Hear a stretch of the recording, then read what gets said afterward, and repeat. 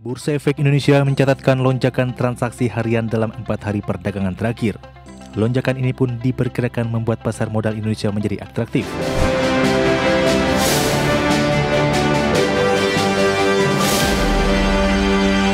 Ke topik pilihan, seiring kian atraktifnya pasar saham domestik, Bursa Efek Indonesia mencatatkan lonjakan transaksi harian secara beruntun dalam sepekan terakhir. Manajemen Bursa Efek Indonesia pun berharap likuiditas di pasar saham domestik terus meningkat seiring dengan berlanjutnya kenaikan nilai transaksi harian. Bursa Efek Indonesia mencatatkan lonjakan transaksi harian dalam 4 hari perdagangan terakhir. Lonjakan ini pun diperkirakan membuat pasar modal Indonesia menjadi atraktif. Head of Research Kiwam Sekuritas Liza Kamelia Suryanata mengatakan, lonjakan nilai transaksi harian bursa dalam 4 hari beruntun memang banyak dipengaruhi transaksi crossing blok besar. IHSG sendiri tetap terjadi di area psikologis 8.000. Liza mengatakan stabilnya IHSG pada level 8.000 justru menandakan adanya underlying demand dan kepercayaan investor, terutama dalam dukungan sentimen global dan kebijakan moneter domestik yang akomodatif. Sebagai catatan, nilai transaksi harian bursa tercatat melonjak sejak akhir pekan lalu. Pada Jumat 19 September misalnya, nilai transaksi bursa mencapai Rp69 triliun yang didominasi oleh aktivitas crossing.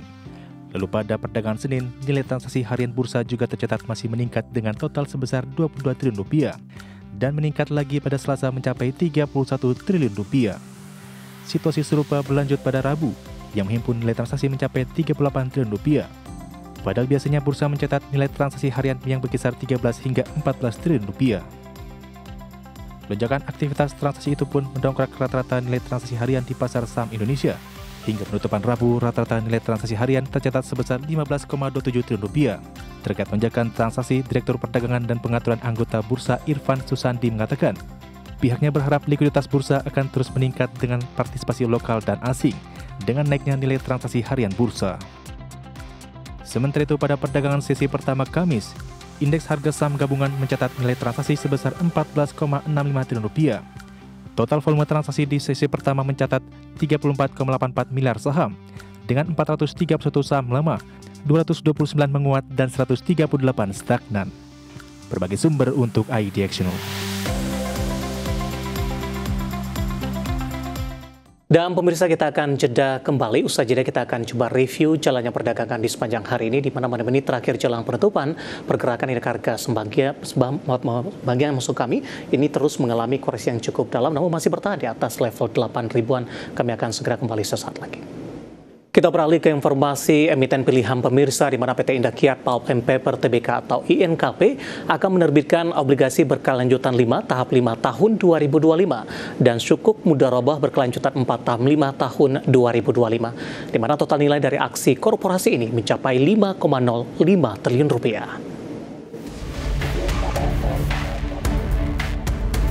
Dikutip dari Keterbukaan Informasi Bursa Efek Indonesia, untuk obligasi perseroan menawarkan pokok Rp3,95 triliun yang terbagi dalam 2 seri. Seri A diterbitkan senilai Rp849,55 miliar dengan tingkat bunga tetap 9% per tahun dan jangka waktu 3 tahun. Pembayaran pokok dilakukan penuh saat jatuh tempo di 30 September 2028. Seri B senilai Rp3,10 triliun dengan tingkat bunga tetap 9,5% per tahun dan tenor 5 tahun. Pembayaran pokok dilakukan penuh saat jatuh tempo di 30 September 2030. Pembayaran bunga obligasi dilakukan setiap 3 bulan dengan pembayaran pertama dijadwalkan di 30 Desember 2025. Obligasi ini ditawarkan dengan harga 100% dari nilai nominal dan dijamin secara penuh. Obligasi tidak dijaminkan dengan aset khusus, namun dijamin secara pari passu dengan kekayaan perseroan sesuai ketentuan perundangan. Selain obligasi, perseroan juga menawarkan sukuk mudharabah senilai Rp1,11 triliun. Sukuk tersebut memiliki jangka waktu 5 tahun dengan indikasi imbal hasil ekuivalen 9,5% per tahun. Nisbah bagi hasil ditetapkan 73,42% untuk pemegang sukuk. Pembayaran pendapatan bagi hasil dilakukan setiap 3 bulan mulai 30 Desember 2025 hingga 30 September 2030 bersamaan dengan pelunasan pokok sukuk. Aset dasar sukuk Mudharabah adalah penjualan kertas industri perseroan kepada PT Cakrawala Mega Indah berdasarkan komitmen surat pesanan senilai 1,25 triliun rupiah per tahun. Dengan masa kontrak hingga 31 Oktober 2030, hubungan antara perseroan dan Cakrawala Mega Indah tercatat terafiliasi. Penawaran dijadwalkan di 25 September 2025 dengan pencatatan di Bursa Efek Indonesia di 1 Oktober 2025. Distribusi secara elektronik atas obligasi dan sukuk akan dilakukan di 30 September 2025. Berbagai sumber, IDEX Channel. Secara teknikal pemirsa, di sepanjang perdagangan hari ini saham INKP justru mengalami penguatan signifikan ketika indeks harga saham gabungan hari ini mengalami tekanan yang cukup dalam. Langsung saja kita ke grafis yang pertama, kita akan coba lihat pergerakan intraday-nya untuk saham INKP di sepanjang perdagangan hari ini, update di jelang penutupan perdagangan di sesi kedua.